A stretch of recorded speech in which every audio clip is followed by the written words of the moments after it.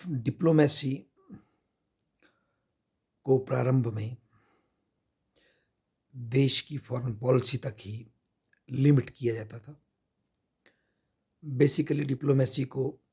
Foreign policy का एक को इम्प्लीमेंट करने के टूल एंड टैक्टिक्स कहा जाता है। फॉरेन पॉलिसी में जो एम्स एक कंट्री जो गोल्स सेट करती है, उनको प्राप्त करने के लिए जो प्रैक्टिकल टूल्स होते हैं, जिसमें डायलॉग, नेगोशिएशन, सैंक्शंस, थ्रेट या जो भी इस तरह की परसेप्शन बिल्डिंग जो भी कंट्रीज करती है, उसको डिप्लोमेसी कहा जाता है। इनिशियली ये कंट्री स्पेसिफिक ही था, परंतु 20th सेंचुरी में जैसे इंटरनेशनल ऑर्गेनाइजेशंस लाइक यूएनओ और इसके डिफरेंट विंग्स और transnational organisations like EU, ASEAN और भी अदर जो ऑर्गेनाइजेशंस खड़ी हुई हैं, इंटरनेशनल एनजीओज, मल्टीनेशनल कॉरपोरेशंस और इवन नाउ इंडिविजुअल्स जो और even ethnic groups, even ideologically committed environmental and other peaceniks are concerned, वो भी आज बेसिकली इंटरनेशनल रिलेशन के फॉर्मुलेशन में, उसको उसके रेगुलेशन में भूमिका निभा रहे हैं और वो भी डिप्लोमेट्स बन गए। तो बेसिकली डिप्लोमेट्स जो शब्द है,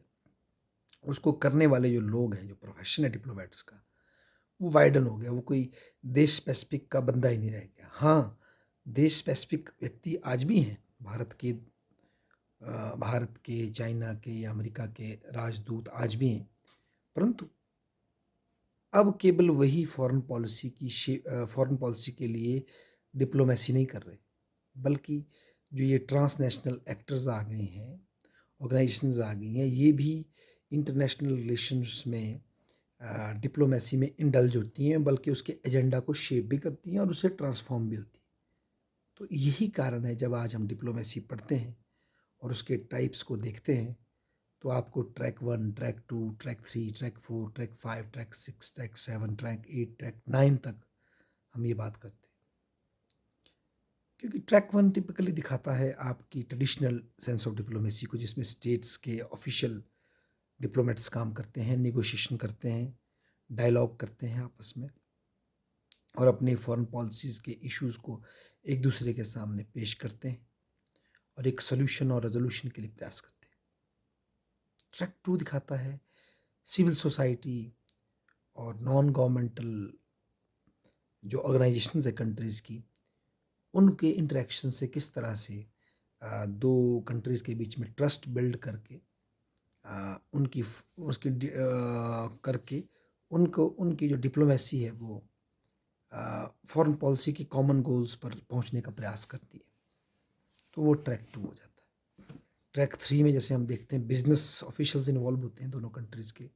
और बिजनेस पर्सनल्स आपस में डील स्ट्राइक्स करते हैं और उसके बेसिस पे जो पॉजिटिव इनपुट आता है, जो रिसिप्रोसिटी बिल्ड होती है, आपसी लेन देन जो बढ़ता है, उससे भी फॉरेन पॉलिसी के इंटरेस्ट पूरे होते हैं और डिप्लोमेसी इस तरह से अपना काम करती है। फिर ट्रैक 4 की बात करें, फॉर एग्जांपल जैसे कि कोई साइंटिफिक और रिसर्च इंस्टीट्यूशंस है, जैसे सिप्री काम करता है स्टॉकहोम में, या इस तरह के कोई और इंस्टीट्यूशंस हैं जो कि एनवायरमेंटल काउज पे, ह्यूमन राइट के इश्यूज़ पे, ग्लोबल वार्मिंग की इश्यूज़ पे काम करती है। वो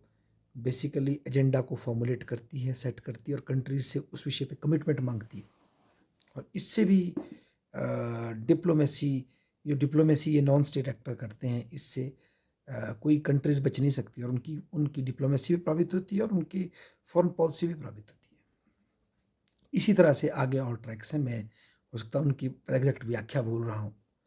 तो एक ट्रैक में जो शांति के लिए जो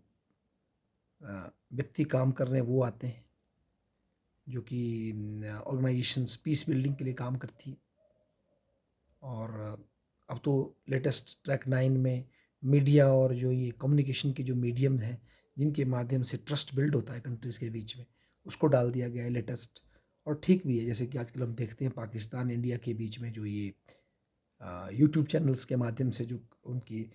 थिंक टैंक्स में अब जो डिस्कशन हो रही है, आप देखेंगे ग्रेजुअली ये परसेप्शन चेंजिंग में और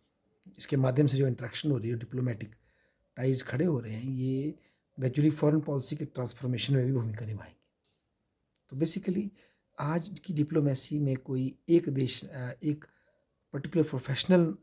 ऑफिसर ना होकर के वो भी देश का डिप्लोमेट की परिभाषा वाइड हुई है। कॉमन आदमी भी इसमें इन्वॉल्व हुआ है और साथ ही साथ डिप्लोमेसी करने वालों में इंस्टीट्यूशंस में जो है केवल देश नहीं बल्कि नॉन स्टेट एक्टर्स भी बहुत सारे हैं और सुप्रानेशनल ऑर्गेनाइजेशन भी बहुत सारी हैं। तो इस ये एक फंडामेंटल परिवर्तन डिप्लोमेसी के कॉन्टेक्स्ट में आज हम इंटरनेशनल रिलेशन में देखते हैं। धन्यवाद।